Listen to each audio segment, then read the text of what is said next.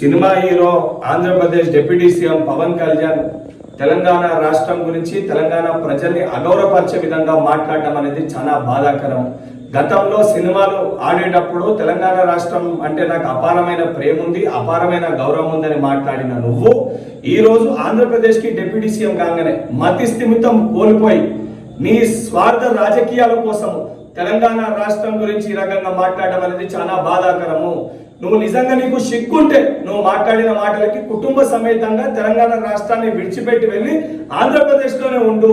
నువ్వు కనీసం సోయి లేకుండా తెలంగాణ ప్రజలు అత్యధిక నీ సినిమాలు చూసి నిన్ను గౌరవిస్తుంటే బలుపుతోటి ఈరోజు తెలంగాణ రాష్ట్రం గురించి ఈ రకంగా మాట్లాడడం అనేది చాలా దురదృష్టవశాతము.